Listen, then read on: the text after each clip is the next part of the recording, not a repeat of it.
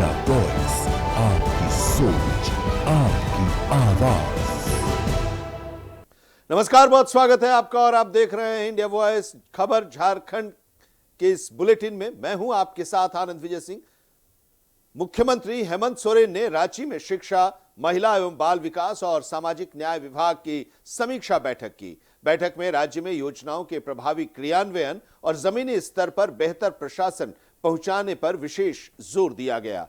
मुख्यमंत्री ने अधिकारियों को शिक्षा सुधार, महिला सशक्तिकरण और सामाजिक कल्याण योजनाओं को तेजी से लागू करने के निर्देश दिए। इस दौरान उन्होंने झारखंड की आदिवासी पहचान और शिक्षा सुधारों को लेकर की जा रही राजनीतिक टिप्पणियों का भी जवाब दिया। और विभाग कैसे चल रहा है, क्या चीज कमी बेसी हो रही है, कहाँ क्या जरूरत है, कहाँ क्या चीज छूट रही है, उन सब चीजों की समीक्षा हो रही है ताकि सभी विभाग की सरकार का काम आम जनों तक और सबसे अंतिम व्यक्ति, अंतिम पायदान पर खड़ा व्यक्ति तक सरकार की बातें पहुंचे, ये सुनिश्चित कराना होता है। और वैसे भी काफी दिन हुए थे, इस पर हम लोगों को थोड़ा विलम्ब जरूर हुआ चुनाव कई वजहों की वजह से। अब ये धीरे धीरे चीजें हम लोग इसको और गति देंगे और अब उसका फर्क भी आपको पता चलेगा। पर्टिकुलर में चीजें बहुत है, तो कुछ दिनों के बाद समीक्षा का भी एक बेहतर परिणाम आपको। प्रधानमंत्री नरेंद्र मोदी के कार्यकाल के 12 साल पूरा होने पर स्थानीय ने उनके नेतृत्व क्षमता और सकारात्मक सोच की सराहना की है। स्थानीय लोगों का कहना है कि आज पूरी दुनिया भारत को मोदी जी की नजर से देखती है और कोरोना काल में भारत ने मजबूत नेतृत्व का उदाहरण पेश किया। पश्चिम बंगाल, खासकर कोलकाता में अब माहौल बदल रहा है और लोग फिर से मंदिरों में पूजा अर्चना करने लगे। 12 साल में वो करके दिखाए हैं आजादी के बाद जो पूरा भारतवासियों का अपेक्षा और उम्मीद था, उस पर एकदम खरा उतरे हैं और वे युग पुरुष हैं। हम सभी पूरे भारत को उनके चलते पूरा विश्व टकटकी निगाहों से देखता है। आपने कोरोना काल में देखा, जब पूरा कोविड हुआ था पूरा विश्व त्राहिमाम था, लेकिन उनका नेतृत्व संबल और स्वास्थ्य के क्षेत्र में पूरा विश्व को दबा दिए। पूरा हम लोग स्वस्थ हैं। सारा चीज अब यहाँ पे एजुकेशन का इतना सारा केंद्र खुल गया है, हर जगह विश्वविद्यालय बन रहा है, यातायात का व्यवस्था सुदृढ़ हुआ है, सड़कें बनी है, सड़क का मतलब जाल बिछाया जा रहा है। हर चीज, चाहे शिक्षा हो, स्वास्थ्य हो, रोजगार हो, महिला दीदी लोग के लिए सशक्त महिला का जो उन्होंने आत्मनिर्भर भारत बना रहे हैं, हर युवा रोजगार, हर युवा को काम मिल रहा है। और सफाई का बात हो, धर्म का बात हो, हर तरफ लोग खुल के आजादी से सांस ले रहा है। आप अगर अभी कलकत्ता जाए, कलकत्ता में बंगाल में जो अभी तुरंत परिणाम जो आया है, और ये आदरणीय मोदी जी का विजन और उनका जो सकारात्मक सोच है, पूरा टीम का बधाई के पात्र हैं। जहां कलकत्ता में मंदिर तक बंद किया जाता था, लोग को मतलब पूजा पाठ से वैदित, कल से वहां शुरू हो गया है, गंगा घाट पे आरती शुरू हो गया है, लोग मंदिर जा रहे हैं, खुल के सांस ले रहे हैं, सभी वर्ग लोग खुशी हैं, चाहे वो किसी भी समुदाय का हो। एक्चुअली आप देखिएगा खुद कि जो आदमी काम करता है, जो रात दिन काम करता है अपना घर परिवार सारा छोड़ के, तो वो निश्चिंत आगे जाता है। वो काम कर रहे हैं, बढ़िया काम कर रहे हैं, इसलिए तो लोग सेवा कर रहे हैं, सेवा को मौका दे रहे हैं। अगर जो लोग काम नहीं करेंगे वो ऑटोमेटिक खत्म हो जाएगा। वो बंगाल का ले लीजिए आप, बढ़िया काम का, अभी पहले जो स्थिति था रहा है, कितना भयावह स्थिति रहा है, अभी जो स्थिति अभी देख रहे हैं सामान्य सबके सामने है। काम मोदी जी का बहुत अच्छा है, चाहे देश के लिए, देश हित के लिए बढ़िया काम कर रहे हैं। बस मोदी जी जैसा काम कर रहे हैं वो बिल्कुल वैसा ही करते रहे। इससे विपक्षी दल कुछ भी कहे उससे कुछ फर्क नहीं पड़ता है। हम लोग हजारीबाग के विशेष लोग बहुत ज्यादा खुश हैं। बहुत सुंदर हुआ है। इतना सुंदर तो अभी किसी सरकार में भी नहीं हुआ है। इतना पब्लिक को खुश रखते हुए भी बहुत अच्छा काम किए, बहुत अच्छा हुआ। विशेष करके हजारीबाग में तो बहुत अच्छा काम हो रहा है। झारखंड मुक्ति मोर्चा ने चुनाव आयोग को पत्र लिखा है और उस पत्र में हॉर्स ट्रेडिंग की आशंका जताई है और इसका आरोप भारतीय जनता पार्टी पर लगाया है कि बीजेपी विधायकों की खरीद फरोख्त की कोशिश कर रही है। और इसके बाद कांग्रेस के नेता राकेश सिन्हा ने इस पर तीखी प्रतिक्रिया भी दी है। उन्होंने कहा है कि आगामी चुनाव के दौरान राज्य को अस्थिर करने की कोशिश हो सकती है और ये बीजेपी की रणनीति का हिस्सा है। उनके मुताबिक बीजेपी के पास सरकार बनाने के लिए पर्याप्त संख्या बल नहीं है, फिर भी वो जीत का दावा कर रही है, जो संदेह पैदा करता है। कांग्रेस के प्रवक्ता राकेश सिन्हा ने आरोप लगाया कि सत्ता प्रभाव और विभिन्न एजेंसियों के दुरुपयोग की आशंका है और इससे राज्य का विकास भी प्रभावित हो सकता है। वास्तविक तौर पे आशंका तो है कि इस राज्य को फिर से एक बार राज्यसभा के चुनाव के दरमियान अस्थिर करने का प्रयास भारतीय जनता पार्टी का साजिश और षड्यंत्र चल रहा है।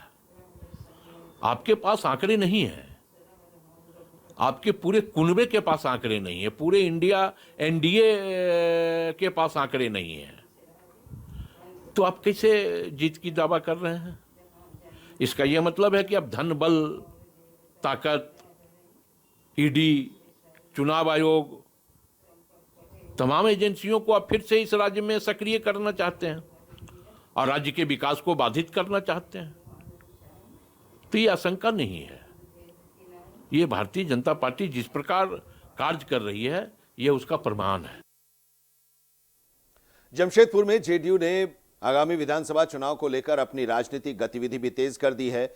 जमशेदपुर के बिष्टुपुर के लक्ष्मीनाथ गोस्वामी मंदिर सभागार में कोल्हान स्तरीय कार्यकर्ता सम्मेलन का जनता दल यूनाइटेड ने आयोजन किया, जिसमें संगठन विस्तार और चुनावी रणनीति पर विस्तार से चर्चा हुई। इस बैठक में पार्टी के प्रदेश अध्यक्ष राज्यसभा सांसद खीरू महतो मुख्य रूप से मुख्य अतिथि के तौर पर उपस्थित थे। उनके साथ जमशेदपुर पश्चिम के विधायक सरयू राय, पूर्व मंत्री सुधा चौधरी और प्रदेश महासचिव श्रवण कुमार भी मौजूद थे।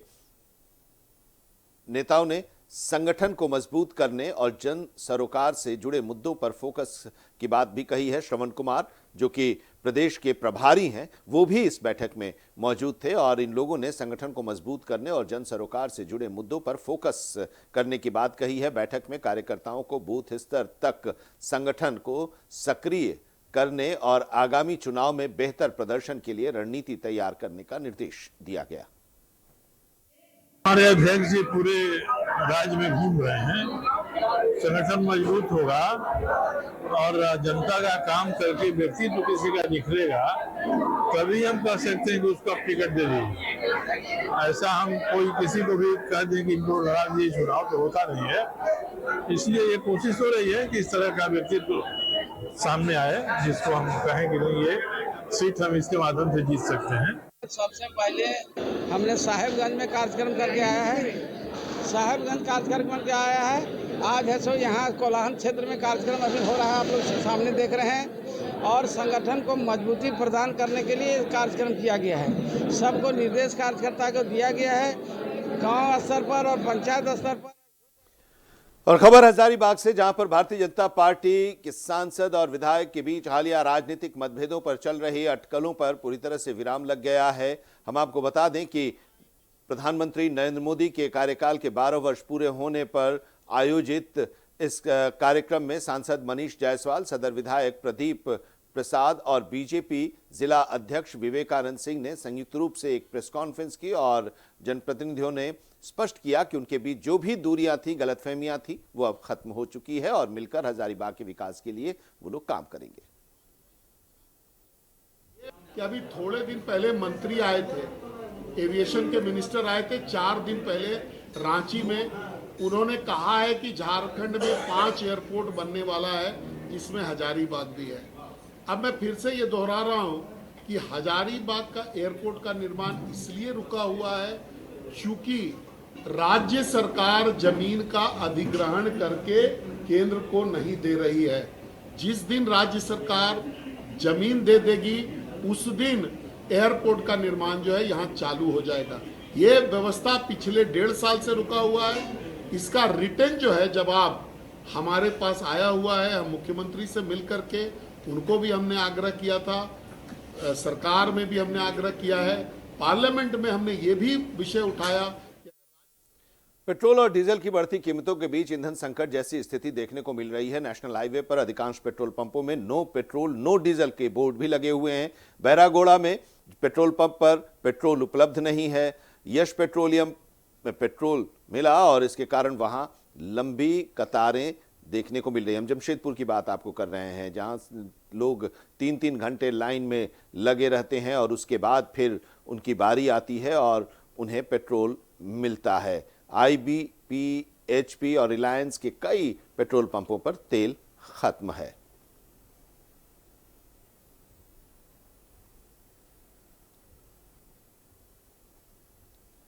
झारखंड के जामताड़ा में किसान दामोदर सिंह PM कुसुम योजना के तहत सोलर पंप से अपनी खेती में बड़ा बदलाव ला रहे हैं। बढ़ती डीजल लागत और अनियमित बिजली आपूर्ति से परेशान होकर उन्होंने सोलर पंप अपनाया और अब उन्हें सिंचाई के लिए कोई खर्च भी करना नहीं पड़ता। पहले डीजल पंप से सिंचाई में हर महीने करीब 8 से 10 हजार रुपए खर्च होते थे। अब ये लागत पूरी तरह से खत्म हो गया है। सोलर पंप की मदद से किसान साल में 3 फसल ले रहे हैं और धान के साथ सब्जी की खेती भी कर रहे हैं और इससे उनकी आमदनी भी बढ़ रही है। मोदी जी के द्वारा ये बहुत अच्छे होते हैं और देश आगे जा रहे हैं और उसके तहत हमको ये लाभ मिल जा रहा है।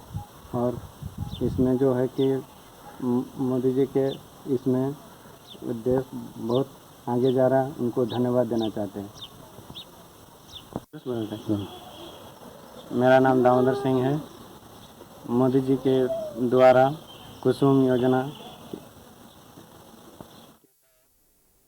जमशेदपुर से सटे ग्रामीण इलाके में भीषण गर्मी के बीच पेयजल संकट गहरा गया है। गोविंदपुर जलापूर्ति योजना अब तक पूरी नहीं होने के कारण करीब 1.5 लाख की आबादी पिछले 48 घंटे से बूंद बूंद पानी के लिए तरस रही है। पानी की समस्या से लोग परेशान हैं। पानी की टंकी के पास लोगों ने प्रदर्शन भी किया।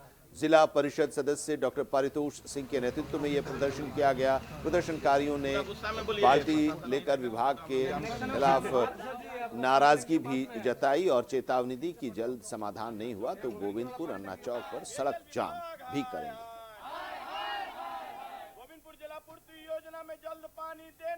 है कि हमारे लोकप्रिय मुख्यमंत्री बार बार अखबारों में कह रहे हैं कि जो भी सार्वजनिक जगह है वहां पर पानी की व्यवस्था की जाए, मगर दुर्भाग्य यह है कि एक सार्वजनिक पेयजल व्यवस्था जिसमें 21 पंचायत के 22,000 परिवार लगभग 1.5 लाख की आबादी प्रभावित होती है, वो 48 घंटे से ठप है।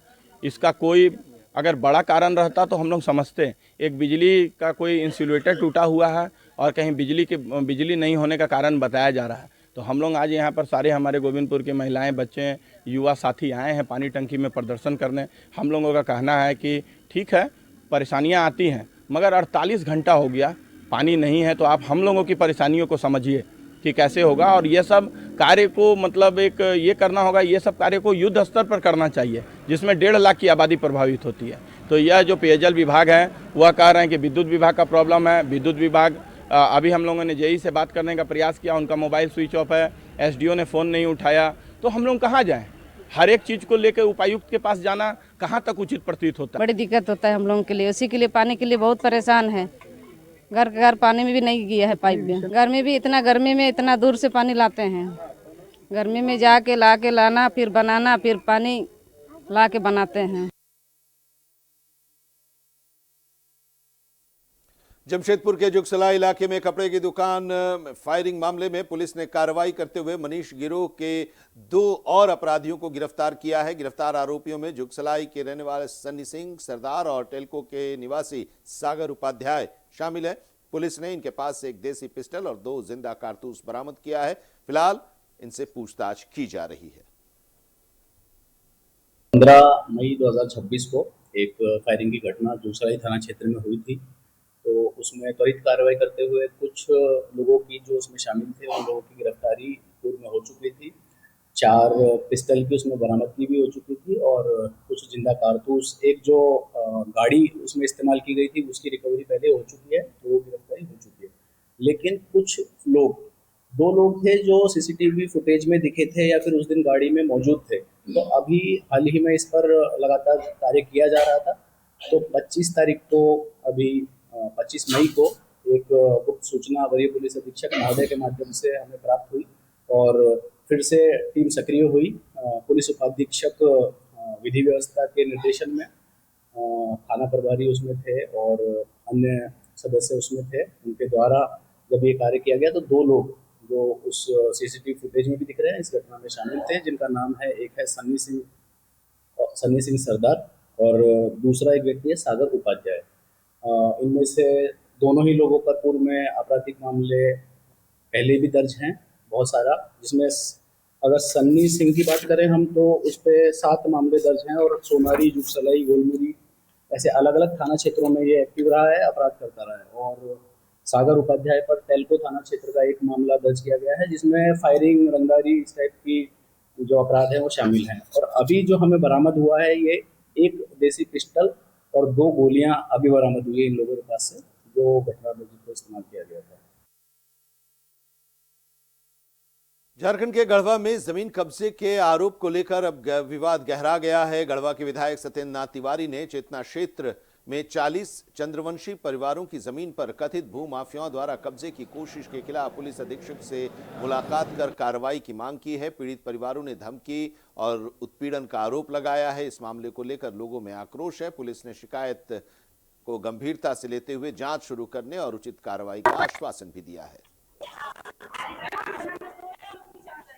जिस चीज की चिंता हम 19 के चुनाव हारने के बाद जताते थे कि भाई गढ़वा में लोग जो सूचिता से रहते हैं, आनंदमय रहते हैं, उन्हें आपका जमीन कोई लूट लेगा इसका भय नहीं रहता था। लेकिन 19 से लेकर 24 के बीच में लगातार यहाँ पर भूमाफिया हावी है और भूमाफियाओं द्वारा हमेशा गरीब गुरबा का जमीन लूट करके, दोहन करके, उनको बेघर करके, उसका व्यवसाय करके जमीन को ऊंचे दर पर बेचने का काम किया जाता रहा। आज उसी की कड़ी में चंद्रवंशी समाज के लोग हैं, चेतना गांव से आए हैं।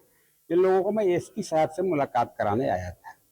विषय है 44 में, आज नहीं, 1944 से ये लोग उस जमीन पर काबिज है, जब देश आजाद नहीं हुआ था। आज समझ सकते हैं 70-80 साल हो गया। अभी कुछ दिन पहले एक भूमाफिया गिरोह इसलिए कह रहे हैं, वही गिरोह कुछ दिन पहले मोहपी गांव में जाकर के कोई तिवारी हैं, उनके जमीन पर बाजबरदस्ती बंदूक का भय दिखा करके उस जमीन का बाउंड्री कर लिया। मामला है कि सर हम लोग की चौथा पुरुष जा रहा है, हम लोग माने कि चौथा पुरुष से हम लोग उस जमीन पर रह रहे हैं। दूसरे जी मियाँ लोग जो है कि उन लोग के भी नहीं है, दूसरे को है, माने दूसरे लोग हम लोग लेके लिख पढ़ के हैं। इन लोग से कोई जमीन का कोई मामला नहीं है, लेकिन फिर भी दबाव हम लोग के बना रहे हैं, धमका रहे हैं, दौड़ा रहे हैं, मारपीट करने के लिए अति कर रहे हैं। उसमें शाहिद रजा है, एवं खालिद रजा है। हजारीबाग जिले के कटक मदा क्षेत्र में एक दर्दनाक हादसा हुआ। सेप्टिक टैंक के अंदर दम घुटने से एक ही परिवार के 3 लोगों की मौत हो गई। मृतकों में मां, बेटा और चाचा शामिल हैं। बताया जा रहा है कि टैंक के अंदर उतरे लोगों को बचाने की कोशिश में एक रिश्तेदार भी घायल है। अस्पताल में उसे भर्ती कराया गया है। पुलिस इस घटना की जांच कर रही है। बहुत ही दिल को झकझोरने वाली घटना घटी है। एक ही परिवार के 3 लोग काल की गाल में समा गए। बहुत ही दुखद घटना है। माता रानी से प्रार्थना करेंगे इस परिवार को दुख सहने की शक्ति दे, और जो भी इस परिवार के गरीब परिवार जो भी आर्थिक सहायता के लिए जो भी मदद का जरूरत पड़ेगा प्रशासनिक रूप से, उसके लिए हम लोग तत्पर रहेंगे और चाहे निजी रूप में इसमें तत्पर रहेंगे। इस परिवार के दुख के घड़ी में हम लोग साथ रहेंगे। इस दुख को घड़ी को तो कम नहीं किया जा सकता, लोगों को तो जिंदा नहीं किया जा सकता, लेकिन अगर सहायता देने के लिए सारे लोग अगर खड़े हो जाए, निश्चित तौर पर इस परिवार को कुछ ढाढ़स बढ़ाया जाएगा। आज हम बगल के पड़ोसी हम लोग हैं, एक ही जगह रहने वाले हैं। जैसा ही हल्ला हुआ कि कुछ लोग टंकी में गिर गया, हम लोग दौड़े भागे गए। गिरने के क्रम में हम लोग नहीं थे, लेकिन निकालने के क्रम में हम लोग मौजूद थे। सारे लोगों को निकालने का प्रयास किया। बहुत कोशिश करने के बाद सभी को हॉस्पिटल लाया गया। लाने के क्रम में 3 आदमी का माने देहांत हो गया है और एक आदमी अभी हॉस्पिटल में एडमिट है। इन लोग का एक नया मकान 3-4 साल पहले से बना हुआ था, उसमें रह नहीं रहा था, लेकिन जानवर वहाँ बांधता था लोग। वही 10 बजे रात हमको लगता है कि जानवर बांधने के ख्याल से गई तो टंकी जो बना हुआ था ना, टंकी का ढक्कन जो है सो खुला था, उसी में लेडीज गिर गई। अब लेडीज गिर गई तो उसके साथ उसका हस्बैंड था, वो भी बचाने के क्रम में सोचे जाते हैं निकालते हैं, तो वो भी वहां जाकर बेहोश हो गया। जब बहुत देर हो गया, थोड़ा देखा कि नहीं आ रहा है, तो उसका लड़का उस घर से आकर देखा कि नहीं है, मम्मी पापा नहीं आ रहे हैं। तो वो फिर जाके देखा, मोबाइल जला के देख रहा है कि नीचे मम्मी और पापा गिरे हुए हैं। वो सोचा हम बचा लेते हैं इन लोगों ने जाके, वो भी गिरा तो वो भी वहां से।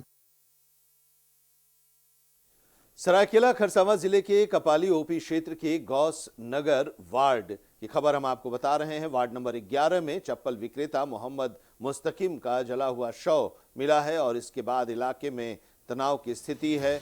24 मई की शाम से ही मुस्तकिम लापता थे, उनकी तलाश परिवार कर रहा था और पुलिस को भी इस बारे में जानकारी दी गई थी। पुलिस भी तलाश कर रही थी। कपाली फॉरेस्ट एरिया में उनका शव जली हुई अवस्था में बरामद हुआ है। पुलिस इस पूरे मामले की तहकीकात कर रही है।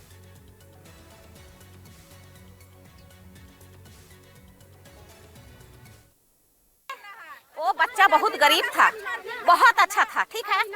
वो 2 रुपया के चलते बेचारा जंगल झाड़ जाता था कि बिक्री होगा तो मेरा घर चलेगा। बेचारा को उसको मारा है, इस तरीका से माल भी छीना है। अगर उसको छीनना था तो माल छीन लेता, पैसा छीन लेता, जान छोड़ देता। वो जान छोड़ा नहीं, रुक रहे, जान छोड़ा नहीं, वो बच्चा को मार दिया जिंदगी भर के लिए। ऐसा मौत कभी किसी को नहीं मारना चाहिए से। और मोबाइल जियो का, ठीक है। मेरा कलाम है कि प्रशासन तो खोजा नहीं, औरत लोग लेडीज डर डर के आ रहे हैं जंगल में। कोई हम लोग को पकड़ तो न लेगा, कोई हम लोग को कुछ करेगा तो नहीं। जंगल में चोरी चोरी कर करके हम लोग सब आ करके खोजे तो यहाँ देख रहे लाश है। तो झारखंड की खबरों के बुलेटिन में अभी इतना ही, लेकिन देश और दुनिया की तमाम अहम खबरों के लिए आप जुड़े रहिए इंडिया वॉइस के साथ।